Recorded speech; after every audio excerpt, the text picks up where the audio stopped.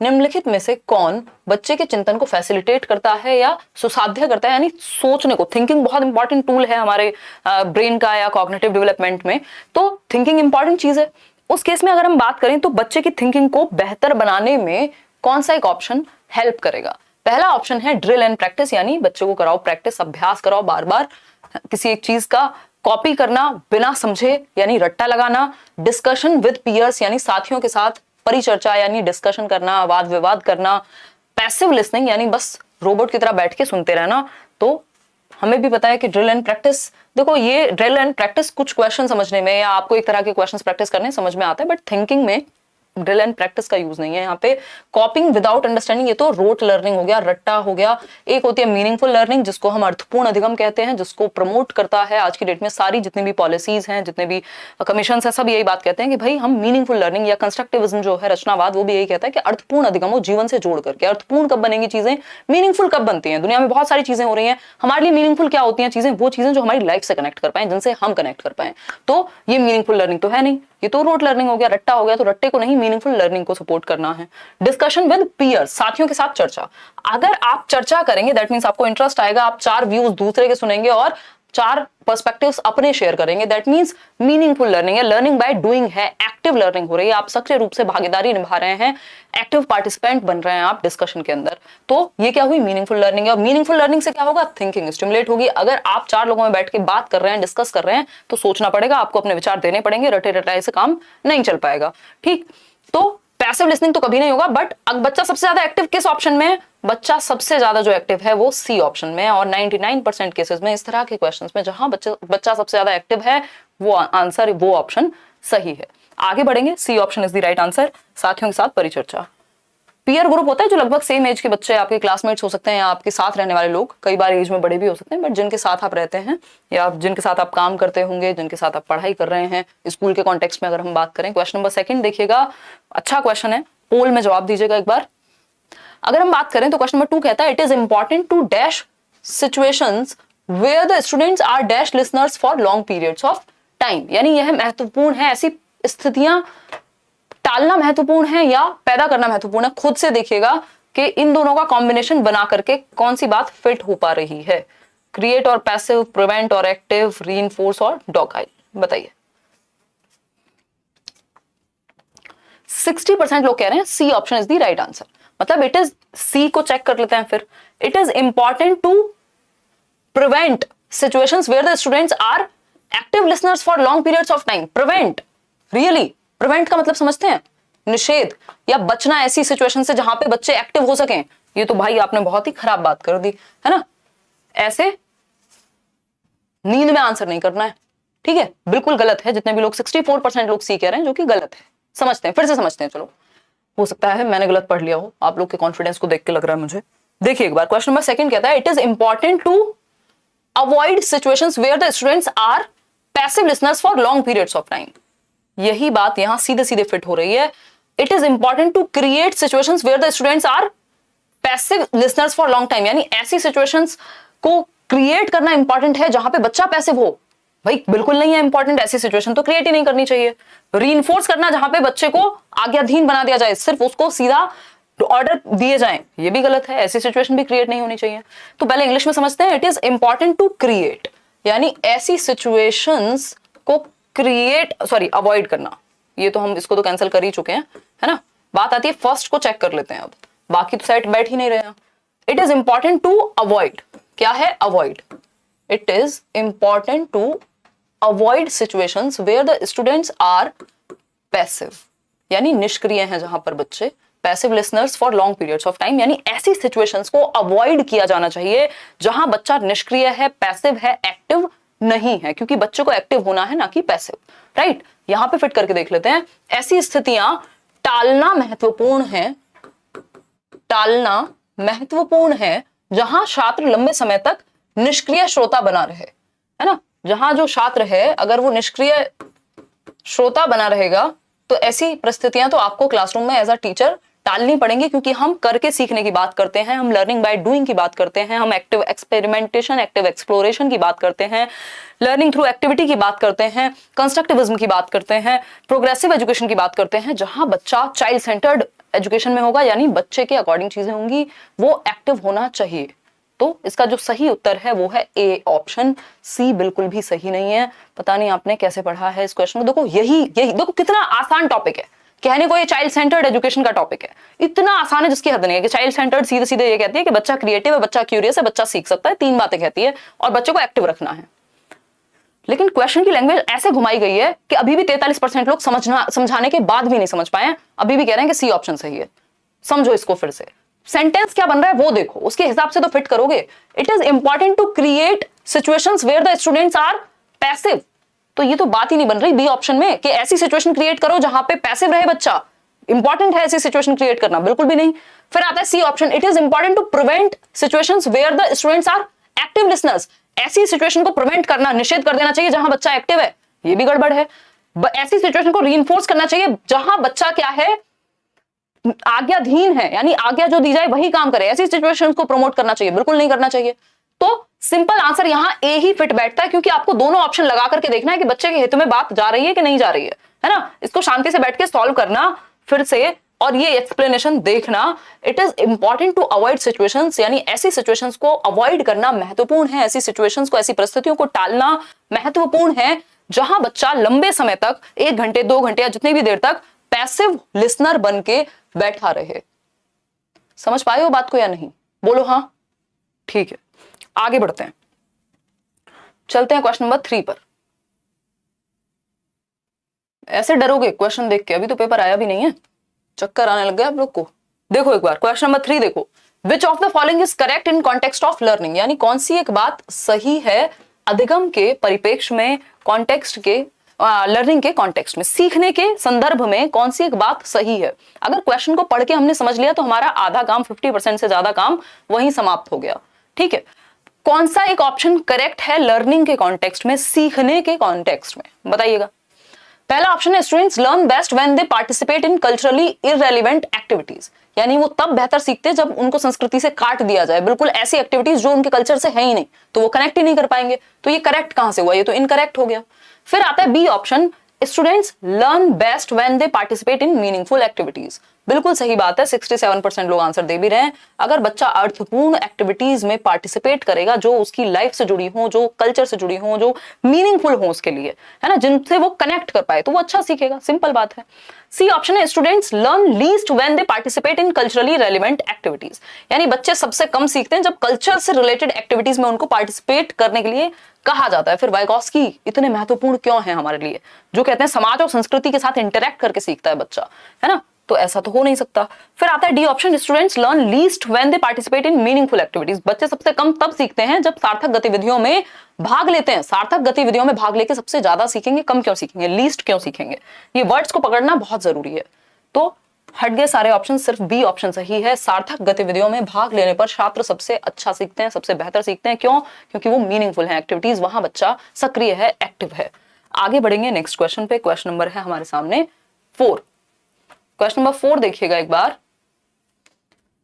पढ़िए, जवाब दीजिए। क्वेश्चन नंबर 4 सेज, पढ़िए, पहले आप आंसर कीजिए पोल में, क्योंकि बड़े क्वेश्चन से कई लोगों को टाइम नहीं मिल पाता तो वो जल्दीबाजी में ABCD मार्क कर देते हैं। आंसर कीजिए फटाफट से। अब तो ये आदत डाल लीजिए कि आप पोल में आंसर कर पाएं, क्योंकि सारे एग्जाम ज्यादातर ऑनलाइन ही हो गए हैं और हो जाएंगे जो बचे हैं।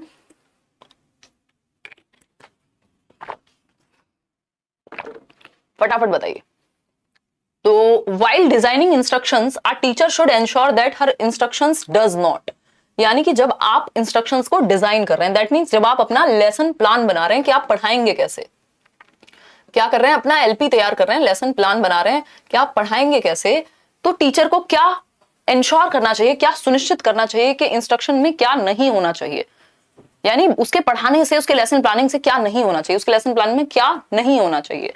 तो पहला ऑप्शन है कंफ्यूज एंड डिस्करेज स्टूडेंट्स, ये सुनिश्चित करना चाहिए कि जो इंस्ट्रक्शन है वो बच्चे को कंफ्यूज ना करे और डिस्करेज यानी हतोत्साहित ना करे।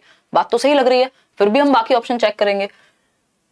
ये इंश्योर करना चाहिए कि फैसिलिटेट्स स्कैफोल्डिंग, यानी कि teacher should ensure that her instruction does not facilitate scaffolding, ये सुनिश्चित नहीं करना चाहिए कि स्कैफोल्डिंग यानी हेल्प दी जा सके बच्चे को, भाई हेल्प तो दी जानी चाहिए, डज नॉट क्यों।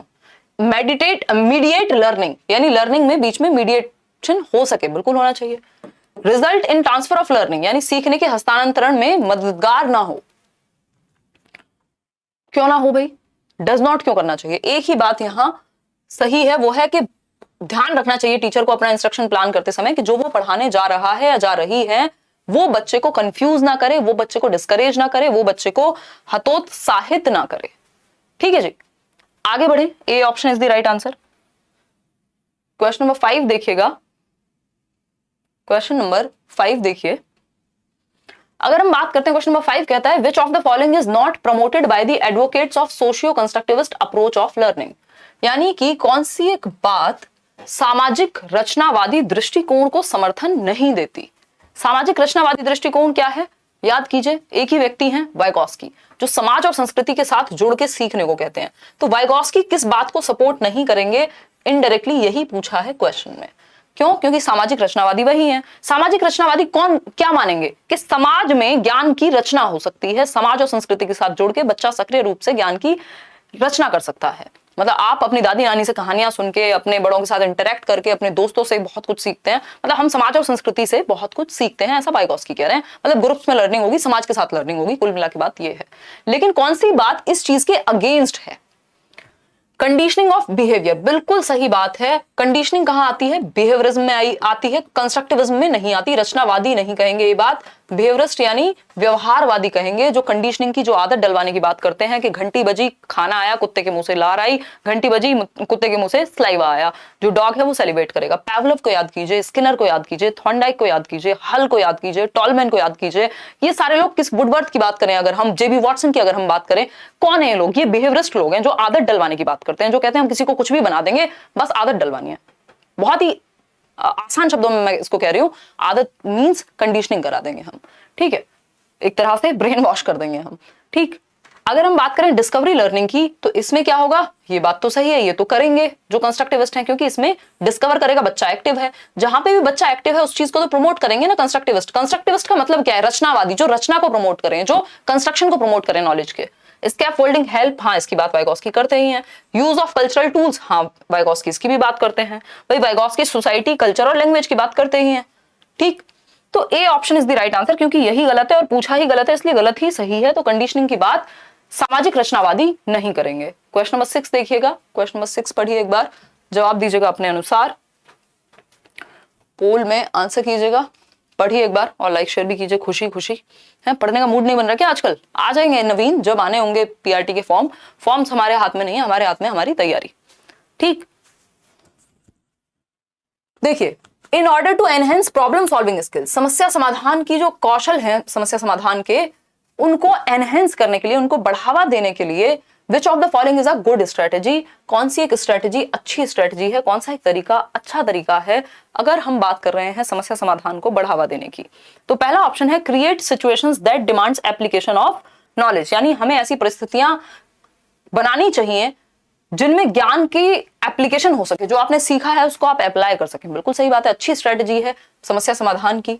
फिर भी पढ़ते हैं, give a list of facts to rote memorization, रटने से कभी भी ज्ञान का सृजन नहीं होगा। फिर आता है instruct students to copy written information, copy written information मतलब बस बिना दिमाग लगाए रोट लर्निंग कर लो। Teach content for getting good marks, again ये भी उद्देश्य नहीं है शिक्षा का कि अच्छे नंबर लाए जा सकें, सिर्फ अच्छे नंबर आ जाएं बात अलग है, बट फोकस किस चीज पे है कि हम नॉलेज को कंस्ट्रक्ट कर सकें, यानी सिचुएशन ऐसी क्रिएट करना जहां पे एप्लीकेशन, जो भी उसने सीखा है उसको अगर वो अप्लाई कर पाए। अगर आपने प्याजे को पढ़ा और प्याजे के ऊपर 4 बच्चों को ऑब्जर्व किया, दैट मींस प्रॉब्लम अगर आपके सामने आएगी तो आप सॉल्व कर पाएंगे कि किस उम्र के बच्चे को किस तरह का टास्क देना है। तो जो आपने नॉलेज को सीखा उसको आप अप्लाई कर पाए या नहीं कर पा रहे हैं, इस बात से निर्धारित होगा कि प्रॉब्लम सॉल्विंग की स्ट्रेटेजी अच्छी है कि नहीं है।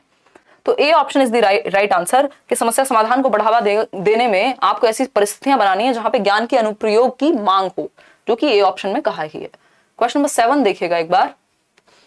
क्वेश्चन नंबर 7 क्या कहता है, देखिए, A teacher should deal with the misconceptions among children. Misconceptions पे क्वेश्चन बहुत आते हैं। Misconceptions कह लीजिए इनको, alternative conceptions कह लीजिए इनको, भ्रांतियां कह लीजिए इनको आप वैकल्पिक अवधारणाएं कह लीजिए, नाइव कॉन्सेप्ट्स कह लीजिए आप बच्चों के, जो बच्चे जनरली बना लेते हैं, है ना कि भाई हम चलते हैं तो ट्रेन में अगर हम जा रहे हैं तो पेड़ भी हमारे साथ चल रहे हैं, ये मिसकॉन्सेप्शन है एक, है ना। या पानी जो है, अगर गंदा पानी देख के बच्चा ये कह रहा है कि पानी जो है वो, या वाटर का जो कलर है वो कलरलेस नहीं होता, तो ये मिसकॉन्सेप्शन है, किसी वजह से अपने अनुभव के बेसिस पे उसने बना लिया है। इनको कैसे डील करेंगे? इनको चैलेंज किया जाएगा, ऐसी अपॉर्चुनिटी क्रिएट हो ताकि बच्चे को मौका मिले इस पर डिस्कशन का और वो सही उत्तर तक पहुंच पाए। 86% लोग कह रहे हैं बी ऑप्शन। चलिए देखेंगे, identify but not attending those misconceptions, यानी पहचान तो लो बट उन पे कुछ काम मत करो। तो फिर कैसे ठीक होगा अगर ध्यान नहीं देंगे तो? फिर है B option, providing opportunities to counter their misconceptions, यानी ऐसे अवसर प्रदान करना जहां पे बच्चे के जो ये मिसकॉन्सेप्शन है उनको क्या किया जा सके, उनको चैलेंज किया जा सके एक तरह से। चैलेंज या नेगेटिव वर्ड में नहीं लेना, काउंटर किया जा सके एक तरह से। मतलब चैलेंज और काउंटर का मतलब क्या है कि उनको सही रीजनिंग दे सकें कि वो जो सोच रहे हैं वो इस रीजन से सही नहीं है।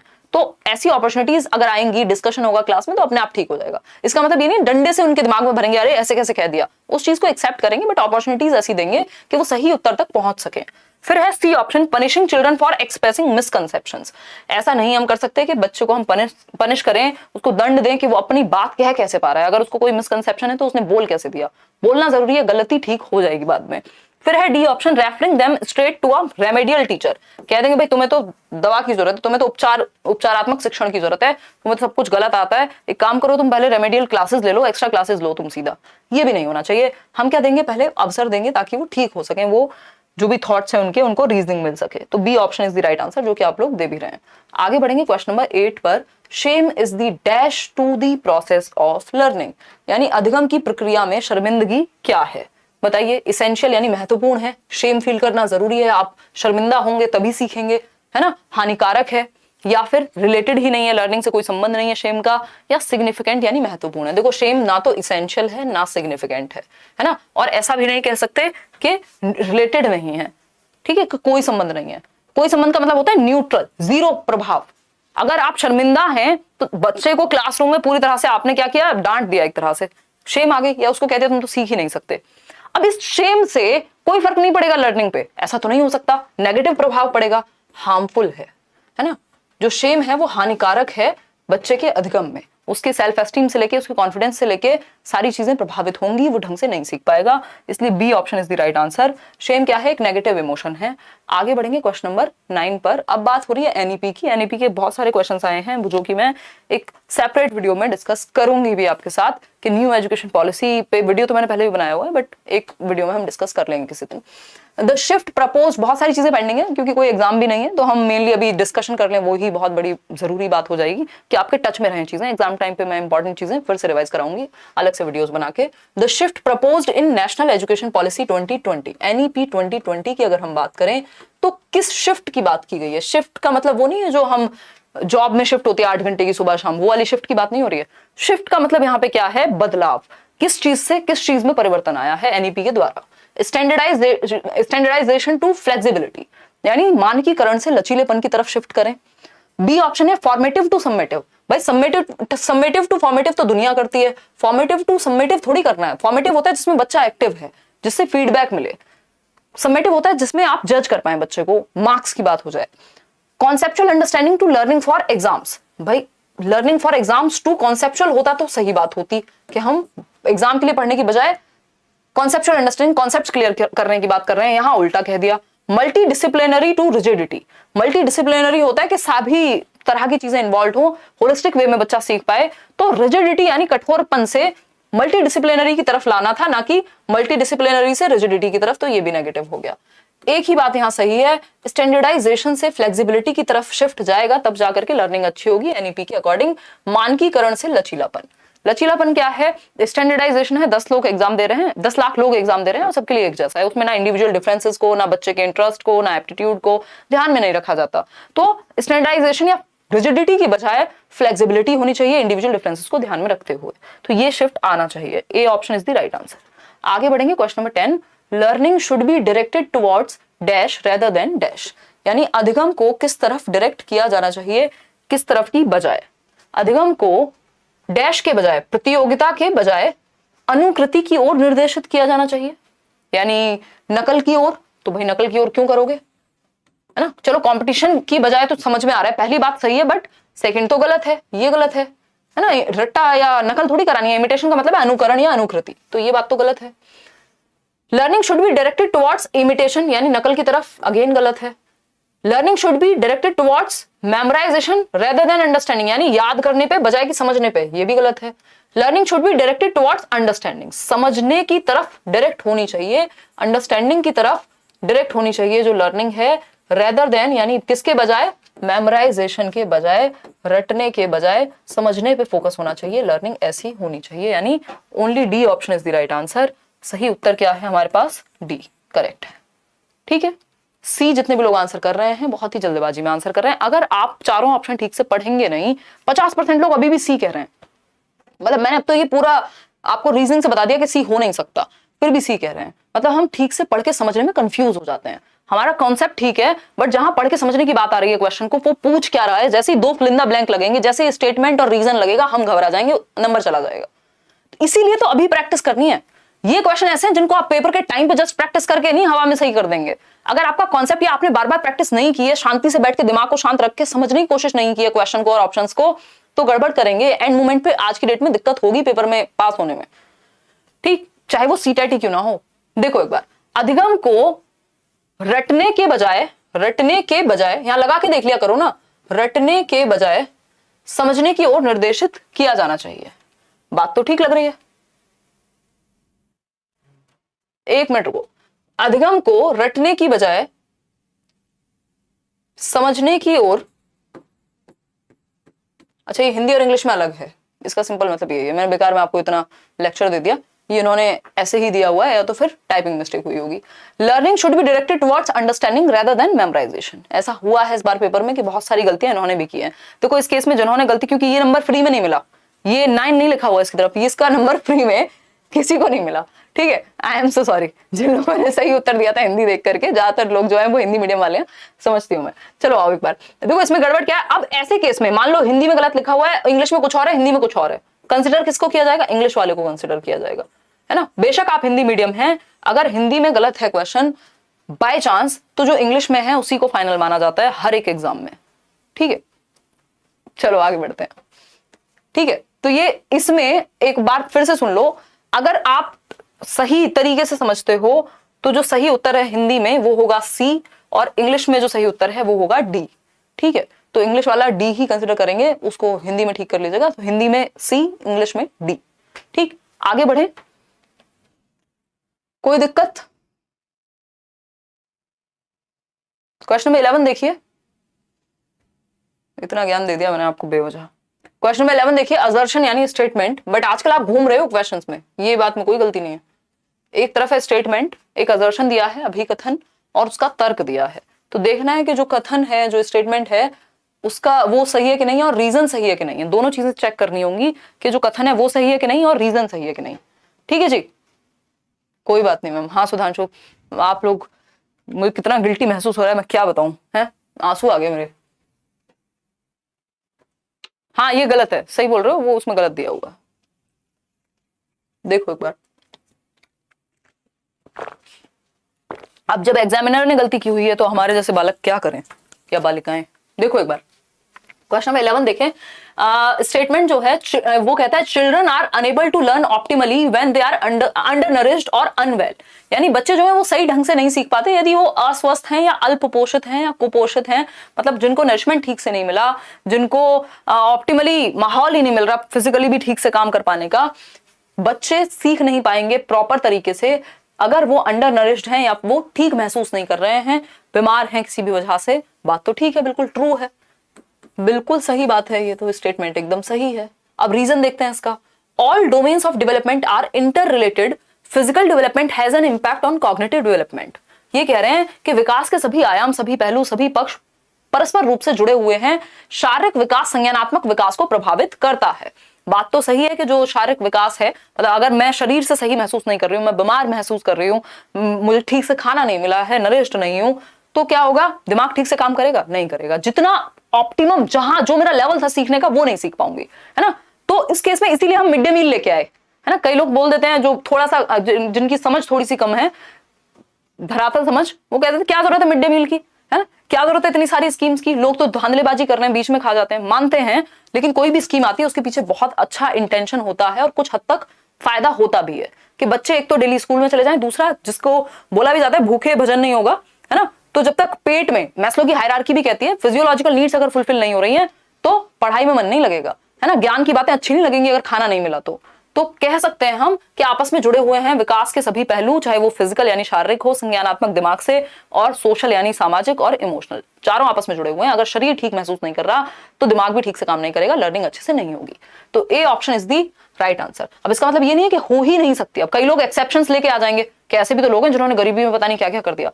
भाई जितना पोटेंशियल था हो सकता है वहां तक ना पहुंच पाए या ऑप्टिमल ना हो पाए, है ना? हर चीज को स्ट्रगल ही थोड़ी बनाना है।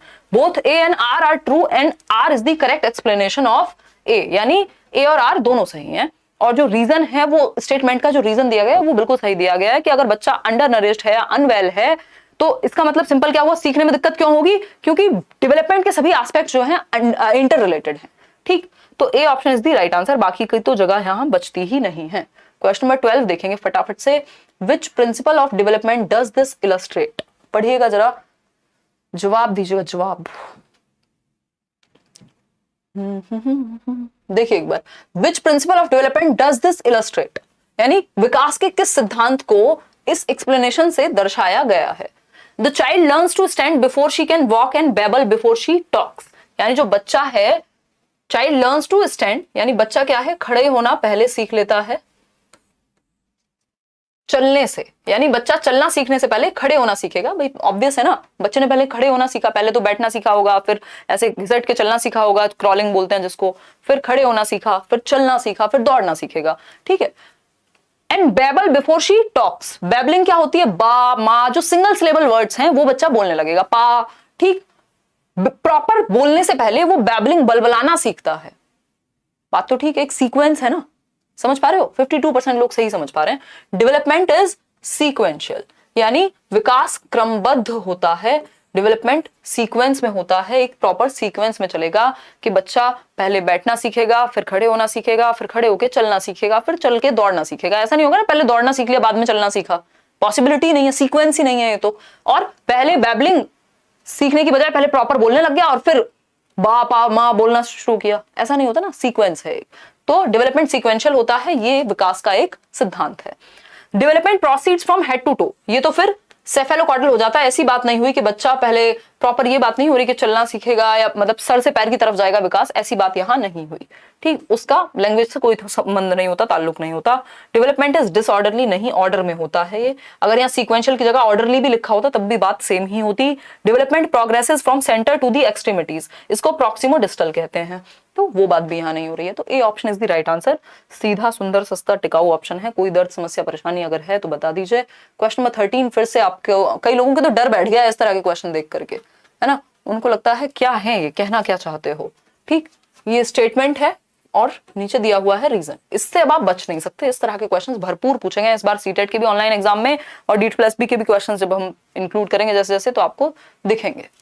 क्वेश्चन भी प्रैक्टिस कराइए, फैक्चुअल क्वेश्चन भी प्रैक्टिस कराइए। फैक्चुअल के लिए तो मैं अलग से कुछ सेशन ले लूंगी, फैक्चुअल में है ही क्या, इतने सालों से फैक्चुअल ही कर रहे हैं, है ना, कॉन्सेप्चुअल भी कर रहे हैं बट फैक्चुअल भी कर रहे हैं। सीटेट सर्टिफिकेट यार अब तक आ जाना चाहिए था, पता नहीं सीटेट को हर चीज में अब समस्या होने लगी। आंसर की देते हैं तो जमाने लगा देते हैं, रिजल्ट देते हैं तो जमाने लगा देते हैं, पेपर कराते हैं तो जमाने लगा देते हैं, पता नहीं क्या कहना क्या चाह रहे हैं। देखो एक बार, छोटे बच्चे हैं, है?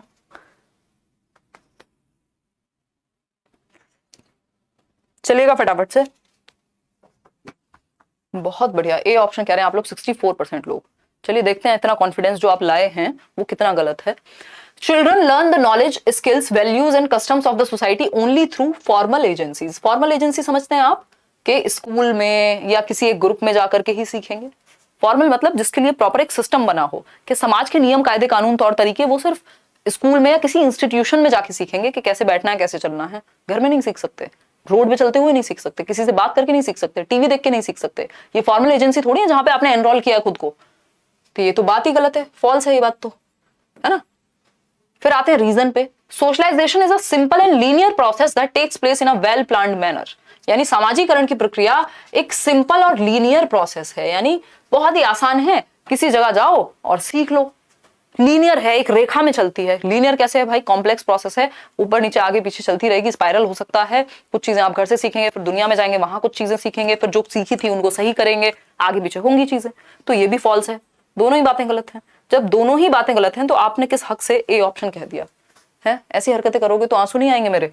देखो एक बार, ए एंड आर फॉल्स, दोनों ही बातें गलत हैं, गलत हैं, गलत हैं, है ना। ऐसी हरकतें अगर करोगे तो ऐसे कैसे चलेगा दीदी और भैयाओ? बताओ एक बार। मोहम्मद ईशान क्या कह रहे हैं? ईद मुबारक मैम, मेरा सीटेट में फर्स्ट अटेम्प्ट में 110 आया है। आपको बहुत सारे थैंक्स यार, थैंक यू सो मच, मुझे बहुत अच्छा लगता है मोहम्मद एहसान। बाकी ईद तो आई थिंक कल थी ना, चलो फिर भी ईद मुबारक, है ना। मुझे बहुत अच्छा लगता है आप लोगों से मिलके, थैंक यू सो मच। अभी क्या है, दो तरह के लोगों में बट गई हैं चीजें, है ना। जैसे कुछ लोग हैं जो जनरल वीडियोस देखते हैं, किसी ने व्लॉग देख लिया, उसका पढ़ाई से कोई संबंध नहीं है। शॉर्ट वीडियोस इतनी ज्यादा वायरल सी होती हैं आजकल, अलग अलग जगह पे मैं देखती हूँ, पता नहीं कोई रील चल गई, किसी ने कुछ भी डाल दिया, फैन चैनल्स हैं इतने सारे। तो एक तो है वो वाली पॉपुलेशन कह लीजिए, या वो वाली ऑडियंस कह लीजिए, वो वाले व्यूअर्स कह लीजिए। दूसरे व्यूअर्स हैं अपने लर्निंग वाले। तो जैसे बाहर लोग मेरे को मिलते हैं तो पहले एक बार में पता चल जाता है कि ये पढ़ने वाला व्यक्ति है या जस्ट बाकी वीडियोस देखता है। तो पढ़ने वाले लोगों की रिस्पेक्ट अलग होती है, नेक्स्ट लेवल होती है। मतलब कई बार तो मेरे को पीछे हटना पड़ता है, बड़ा मतलब अजीब लगता है पैर वैर छूने वाला सीन। तो वो डिफरेंशिएट कर पाते हो आप। तो ये जो आपने कमेंट किया या सुपर चैट किया, मतलब I can feel it, next level हो यार आप लोग।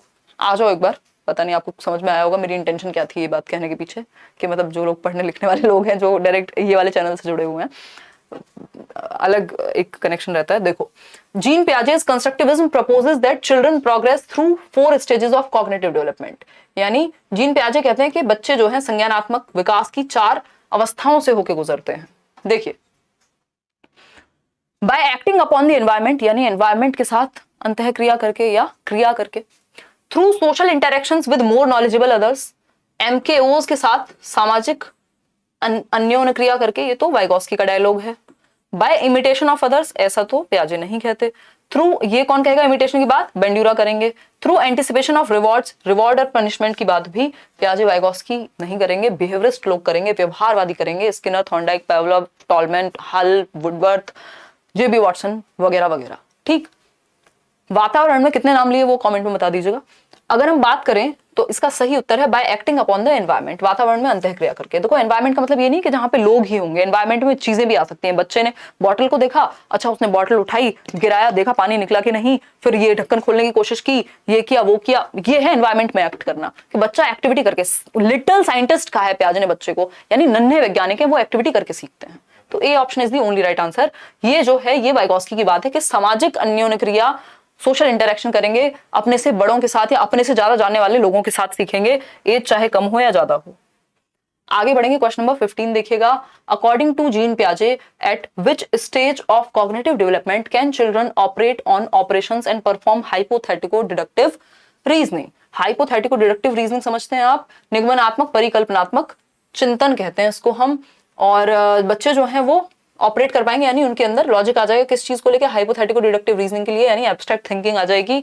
हाइपोथेटिको डिडक्टिव रीजनिंग में एब्स्ट्रैक्ट थिंकिंग जरूरी है कि जो चीजें अभी नहीं भी हुई हैं उस पर भी हम कल्पना करके रीजनिंग कर सकें कि भाई अभी हमारा जो जीडीपी का ग्रोथ रेट इतना है, उस साल में इतना हो सकता है। कुछ चीजों के बेस पे दिमाग लगा करके कुछ इकोनॉमिस्ट या साइंटिस्ट लोग अलग अलग चीजें बताते हैं, ठीक है। सेम चीज नहीं बताएंगे, पता चले जीडीपी ग्रोथ साइंटिस्ट थोड़ी बताएंगे, ठीक। तो अलग अलग चीजों पे हम कहते हैं ये वाली वेव आएगी। ये क्या है? हाइपोथेटिको डिडक्टिव रीजनिंग है, नेक्स्ट लेवल थिंकिंग है जो एब्स्ट्रैक्ट चीजों पे हुई है। फॉर्मल ऑपरेशनल में आएगी, सिंपल बात है। हाइपोथेटिको आती ही फॉर्मल ऑपरेशनल में है 11 से 15 या 16 वर्ष की उम्र में पियाजे के अकॉर्डिंग, ठीक। अगर सिर्फ ऑपरेशन लिखा होता तो कॉन्क्रीट ऑपरेशनल हो जाता, बिफोर ऑपरेशन लिखा होता तो प्री ऑपरेशनल। क्वेश्चन नंबर 16 देखिएगा। क्वेश्चन नंबर 16 कहता है, dash are very important in Lev Vygotsky's theory for cognitive development. Lev Vygotsky के संज्ञानात्मक सिद्धांत में क्या महत्वपूर्ण है इन 4 ऑप्शंस में से? कल्चरल टूल्स यानी सांस्कृतिक उपकरण, परिपक्वता यानी मैच्योरिटी, पनिशमेंट ना तो वाइगोस्की बात करेंगे ना पियाजे बात करेंगे। कौन बात करेगा पनिशमेंट और रिवॉर्ड की? बिहेवियरिस्ट, व्यवहारवादी। अडेप्टेशन, पता है ना व्यवहारवादी, थॉर्नडाइक, पावलोव, स्किनर। मैं रोज आपको नाम याद दिलाऊंगी ताकि आपके दिमाग में छप जाएं चीजें, ठीक है। अडेप्टेशन की बात पियाजे कर रहे हैं, वाइगोस्की नहीं करते। पियाजे की थियरी में कल ही मैंने आपको बताए थे 4 फैक्टर, MESE पियाजे की थियरी वाले, मैचुरेशन, एक्सपीरियंस, इक्विलिब्रेशन और सोशल एक्सपीरियंस, ठीक है। एक्टिविटी जिसको हम कह रहे हैं एक्सपीरियंस को। मैचुरेशन भी पियाजे बात करते हैं, वाइगॉस्की बात करते हैं संस्कृति की, सोसाइटी, कल्चर और लैंग्वेज, ये 3 चीजें सबसे महत्वपूर्ण है वाइगॉस्की की थियोरी में। तो जो सांस्कृतिक उपकरण है, जो हमारी संस्कृति है, उसमें जो भी चीजें हैं, जो भी टूल्स हैं, वो महत्वपूर्ण है हमारे संज्ञान के विकास के लिए, ऐसा वाइगॉस्की कहेंगे। तो 81% लोग आंसर सही दे रहे हैं। आगे बढ़ेंगे क्वेश्चन नंबर 17 पर। क्वेश्चन नंबर 17 देखिएगा एक बार। क्वेश्चन है थोड़ा सा बड़ा है, पढ़िएगा। मेजर डिफरेंस जीन पियाजे और वाइगॉस्की की थियोरी में। बहुत लोग इसमें कंफ्यूज होने वाले हैं। जीन पियाजे और वाइगॉस्की की थियोरी में प्रमुख अंतर क्या है? फटाफट से जवाब दीजिएगा, तभी हम बढ़ेंगे आगे। देखिएगा, मतलब हम 4,500 लोग जुड़े हुए हैं, सिर्फ 2,500 लोगों को सेशन पसंद आ रहा है। लाइक शेयर करना क्यों भूल जाते हो? हैं, इससे होता कुछ नहीं है, बस दिल की शांति मिलती है। ऐसे लगता है आप लोगों को सेशन पसंद आ रहा है, मेहनत रंग ला रही है ना। सुप्रिया कह रही है अच्छे से दिख नहीं रहा। सुप्रिया बड़े वाले लेंस लगवाओ, है ना। क्वालिटी सुधार लो, उसमें क्वालिटी का ऑप्शन होगा, वहां से 1080p या 720p कर लो सेटिंग्स में जाके। यहाँ से एकदम HD क्वालिटी में चल रही हैं चीजें। बी ऑप्शन कह रही है गुंजन, मान लेते हैं गुंजन आपकी बात। तो सी कह रहे हैं 50% लोग, और ए कह रहे हैं 33% लोग। चलो देखते हैं। पियाजे emphasised on the role of language in cognitive development. नहीं, पियाजे ने लैंग्वेज के रोल को बहुत महत्वपूर्ण बिल्कुल नहीं माना। Vygotsky gave primary importance to heredity. नहीं, वाइगॉस्की ने हेरिडिटी को इंपॉर्टेंस बिल्कुल भी नहीं दी। इन्होंने तो सोसाइटी, कल्चर की बात की है। ये तो इनका क्रिटिसिज्म है कि इन्होंने हेरिडिटी पे बात ही नहीं की। ठीक, फिर आते हैं Vygotsky emphasise the role of culture in cognitive development. ये बात आप बिल्कुल सही कह रहे हैं कि संस्कृति के महत्व को इन्होंने दर्शाया है। किसने?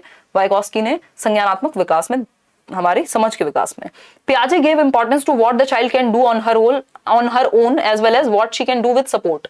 ये तो स्कैफोल्डिंग हो गया, वाइगॉस्की का कॉन्सेप्ट है। तो सिर्फ एक ही बात सही है यहाँ, जो है सी ऑप्शन के, वाइगॉस्की संज्ञानात्मक विकास में सांस्कृतिक भूमिका को महत्व देते हैं कि संस्कृति के साथ इंटरेक्ट करके हम बेहतर सीख सकते हैं, ऐसा वाइगॉस्की बिल्कुल कहते हैं। आगे बढ़ेंगे क्वेश्चन नंबर 18 पर। अब बात होती है कैरल ग्लीगन की। कैरल ग्लीगन क्या कह रहे हैं? कैरल ग्लीगन एक महिला है जो कि कोहलबर्ग की ही स्टूडेंट थी। इन्होंने क्रिटिसाइज किया कोहलबर्ग की मॉरल डेवलपमेंट की थियरी को कुछ ग्राउंड्स पे। एक तो इनको कहा जेंडर बायस, और कुछ रीजंस दिए उस बात के। तो कैरल ग्लीगन ने लॉरेंस कोहलबर्ग के नैतिक विकास के सिद्धांत की समालोचना करते हुए तर्क दिया कि पुरुषों की नैतिकता का आधार डैश होता है, while women have morality of dash। यानी जो मॉरल डिसीजंस हैं पुरुषों के, वो किसी एक आधार पे आते हैं और महिलाओं के दूसरे आधार पे। तो कोहलबर्ग ने महिलाओं और पुरुषों के बीच के जो अंतर हैं उसको ध्यान में ही नहीं रखा, जेंडर बायस थियरी बनाई। तो 48% लोग क्या कह रहे हैं? C option. हाँ, गड़बड़ कर दिया यार आपने। ये कहां से सेक्शन, मतलब आपको महिलाएं त्याग करती हुई अच्छी लगती हैं? देख रहे हो अपनी सोच? देखो एक बार, नहीं होगा ये उत्तर। आते हैं बेसिकली, अगर हम बात करें तो इसमें जो सही आर्ग्यूमेंट था वो था कैरल ग्लीगन का कि man have morality of justice. Man have morality of justice, यानी न्याय की नैतिकता होती है पुरुषों में, जबकि स्त्रियों की, यानी while women have morality of care, है ना, ज्यादा केयरिंग होती है, ये कह सकते हैं हम। तो देखभाल की जगह यहाँ कोई सही शब्द भी यूज कर सकते थे, बट हिंदी ट्रांसलेशन ऐसा ही है आपके एग्जामिनर्स का भी, और हमें भी वही यूज करना पड़ता है। ठीक, न्याय। अब इसमें ये कह सकते हैं कि कुछ हद तक ज्यादा प्रैक्टिकल होते हैं पुरुष, या फिर जो जस्टिस की मॉरलिटी उन्होंने कहा है कि प्रैक्टिकलिटी या लॉजिक के बेस पे ले लेंगे, जबकि महिलाओं में केयर की भावना ज्यादा होती है, तो वो केयर बेस्ड मॉरलिटी या सही गलत को कंसिडर करती हैं, है ना। होता नहीं मम्मी के बच्चे, भाई मेरे बच्चे ने किया तो कोई बात नहीं यार, कोई बात नहीं, मेरा बच्चा है ना, कितना भी निकम्मा हो। हालांकि वो चीज बदल रही है, ऐसा नहीं है कि सारी माएँ ऐसी ही हैं कि वो सही को गलत और गलत को सही कुछ भी कहेंगी, बट बात ये है यहाँ पे कि मॉरल डिसीजंस लेने में जो महिलाओं का टेक है उसमें केयर जो है वो एक इंपॉर्टेंट रोल प्ले करती है, पुरुषों में जस्टिस या फिर लॉजिक की हम बात करें तो A option is the right answer. ये ऐसा नहीं कि उनके दिमाग में कुछ फेरबदल है, ये मॉरलिटी की बात हो रही है यहाँ पे, इसको कहीं और मत ले जाना, ठीक है। बाकी सब बातें बेकार हैं, पुरुषों के लिए केयर नहीं कहा, उल्टा हो जाएगा अगर बी ऑप्शन चूज करेंगे, तो ए ही एकमात्र सही उत्तर है। आगे बढ़ेंगे क्वेश्चन नंबर 19 पर हम, जिसका पोल आपको एडवांस में मिल गया 2 दिन पहले। क्वेश्चन नंबर 19 देखेगा एक बार, है क्वेश्चन नंबर 19 देखिए, which of the following is a correctly matched pair of the type of intelligence and the end state possibilities as per the theory of Howard Gardner। यानी कौन सा एक पेयर सही है या करेक्टली मैच्ड है। अगर हम बात करें हार्वर्ड गार्डनर के बहुबुद्धि के सिद्धांत की, इंटेलिजेंस एक तरफ दी हुई है, बुद्धि का प्रकार, और दूसरी तरफ उसका एंड स्टेट क्या हो सकता है। भाई गार्डनर ने 8 प्रकार की बुद्धि की बात की है ना, कि अगर म्यूजिकल इंटेलिजेंस है तो आप सिंगर बन सकते हैं, अगर लिंग्विस्टिक है तो आप टीचर बन सकते हैं, अगर आप या कुछ टाइप मतलब कुछ लेखक भी बन सकते हैं, अगर आप में साइंटिफिक या लॉजिकल है तो आप साइंटिस्ट या फिर मैथमेटिशियन बन सकते हैं। तो एक तरफ लिखी है बुद्धि, दूसरी तरफ लिखा है उससे रिलेटेड क्या बन सकते हो या एंड स्टेट क्या हो सकता है। इंटेलिजेंस क्या दी हुई है, लिंग्विस्टिक इंटेलिजेंस से व्यक्ति अकाउंटेंट बनेगा। यार ये तो मैथमेटिकल या फिर लॉजिकल चाहिए होगी, अकाउंट्स के लिए तो कैलकुलेशन चाहिए ना, लिंग्विस्टिक थोड़ी चाहिए कि अकाउंटेंट बहुत अच्छा बोलता हो, इस बात की क्या जरूरत है, फिर तो वो वक्ता बन जाएगा, फिर तो उसमें लिंग्विस्टिक में तो वक्ता आ जाएगा, कैलकुलेशन थोड़ी आएगी, जरूरी थोड़ी जितने भी वक्ता है वो बहुत अच्छे कैलकुलेट कर लेते हैं। इंटेलिजेंस क्या है, स्पेशल इंटेलिजेंस। एंड स्टेट क्या है, आर्किटेक्ट, यानी बुद्धि का प्रकार है स्थानिक बुद्धि, और एंड स्टेट क्या है, वास्तुकार, आर्किटेक्ट, जो एक बिल्डिंग बना सके। क्यों, क्योंकि स्पेशल इंटेलिजेंस है कि वो दिमाग में इमेजिन कर लेते हैं कोई रूम देख के भी कि कहाँ पे क्या चीज अच्छी लगेगी, चाहे वो इंटीरियर डेकोरेटर हो, चाहे वो नक्शा बनाने वाले लोग कार्टोग्राफर हो, चाहे वो आर्किटेक्ट्स हो, है ना, चाहे वो स्कल्पचर जो होते हैं, जो मूर्तिकार होते हैं, उनको भी पता है नाक कहाँ से क्या शेप देनी है। मतलब स्पेशल इंटेलिजेंस है, स्पेस से रिलेटेड, स्थान से रिलेटेड। ठीक, तो B option is the right answer over here. Intelligence bodily kinesthetic, singer बनेगा, मतलब बॉडी बना के सिंगर अच्छे बनते हैं, मतलब जिनकी बॉडी में ज्यादा ताकत है वो सिंगर अच्छे बनेंगे, नहीं, बॉडीली काइनेस्थेटिक स्पोर्ट्स पर्सन बनेगा, सिंगर म्यूजिकल इंटेलिजेंस वाला बनेगा। ठीक है, नेचुरलिस्टिक से टीचर बन जाओगे, भाई जरूरी तो नहीं है, टीचिंग के लिए तो लिंग्विस्टिक भी चाहिए। अगर आप अपनी बात को व्यक्त नहीं कर पा रहे, कैसे समझाओगे, कितना बोलना पड़ता है, लगातार बोलना पड़ता है। कई बार तो दोस्त कहते हैं चुप हो जाओ, तुम्हें हो गई है आदत ज्ञान देने की। ठीक है, तो B option is the right answer, बाकी कोई जम नहीं रहा यहाँ पे। आगे बढ़ते हैं, आज के लिए आखिरी सवाल। 20th क्वेश्चन देखिए, national education policy 2020 considers multilingualism, यानी एनईपी 2020 बहुभाषिता के बारे में क्या कहता है। बहुभाषिता समझते हैं भाई, डिफरेंट डिफरेंट लैंग्वेजेस को मौका दिया जाना चाहिए, एक्सेप्ट किया जाना चाहिए क्लासरूम में। एक बच्चा हो सकता है जिसके घर में गुजराती बोली जाती हो, तो वो गुजराती को आप एक्सेप्ट करें, किसी के घर में मलयालम हो, किसी के घर में तेलुगु हो, तमिल हो, हिंदी हो, हरियाणवी हो, भोजपुरी हो, कोई भी भाषा हो सकती है, पंजाबी हो, है ना। तो मल्टीलिंगुअलिज्म यानी मल्टीपल लैंग्वेजेस को क्लास में होना चाहिए। इसके बारे में न्यू एजुकेशन पॉलिसी क्या कहती है, तो हिंड्रेंस कहती है। मल्टीलिंगुअलिज्म को कोई भी पॉलिसी हिंड्रेंस या रुकावट नहीं कह सकती, एसेट है मल्टीलिंगुअलिज्म। एनसीएफ में भी यही था, एनईपी में भी यही है। अब आपको यहाँ पे घबरा नहीं जाना कि मैंने तो न्यू एजुकेशन पॉलिसी पढ़ी ही नहीं, कहां से आंसर दे दूं। अरे लॉजिकली बच्चे के हित में जवाब दे दो, बात खत्म, है ना।